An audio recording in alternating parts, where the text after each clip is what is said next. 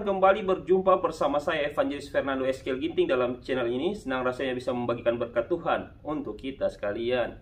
Di awal video kita boleh menyaksikan sebuah cuplikan video yang kita boleh melihat satu dekorasi Natal lagi yang ada di Hong Kong, tempatnya di Harbour City, Tsim Sha Tsui.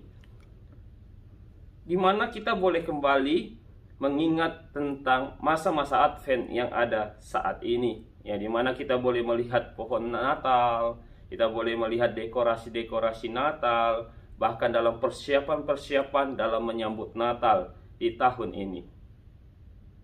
Dan kita akan masuk dalam perenungan firman Tuhan kita yang saya ambil dari Roma pasal yang ke-14 ayatnya yang ke-17 sampai ayatnya ke-19.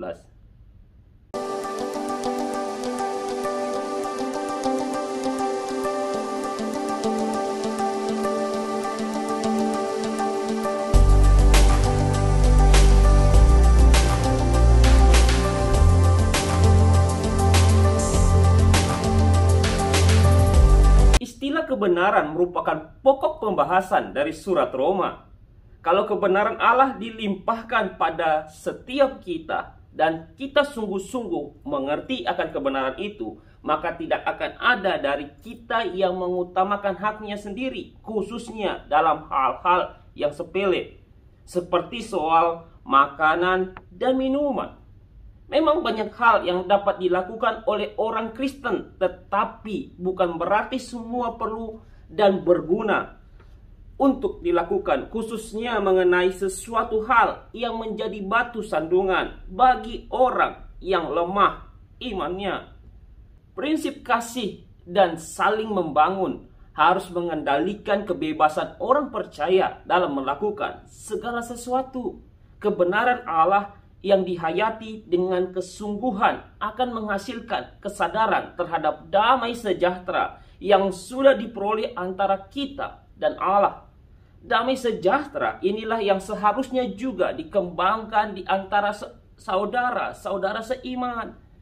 Hanya dalam pimpinan Roh Kudus akan ada damai sejahtera, karena damai sejahtera yang dimaksudkan di sini bukan hanya perasaan yang bersifat sementara, tetapi sesuatu perasaan yang tetap berkembang karena ada kuasa Roh Kudus.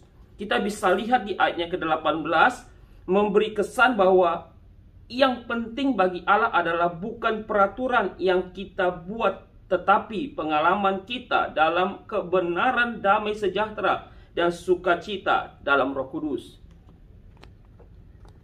Dalam kasih yang sejati, seseorang tidak akan mengutamakan haknya, tetapi terlebih dahulu mengejar apa yang mendatangkan damai sejahtera itu sendiri.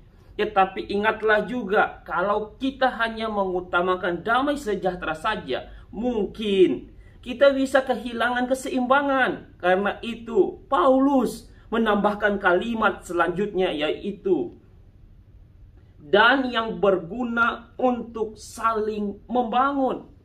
Dalam jemaat tentu ada salah paham dan ketidakcocokan, bahkan dalam hal-hal yang sepele seperti makanan dan minuman.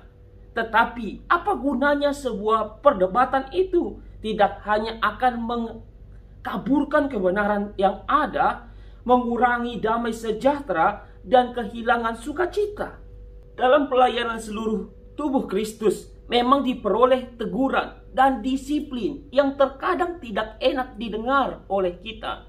Tetapi kiranya teguran dan disiplin tersebut merupakan hal-hal yang dilakukan untuk membangun jemaat secara seimbang, yang mendatangkan damai sejahtera yang berguna untuk saling membangun.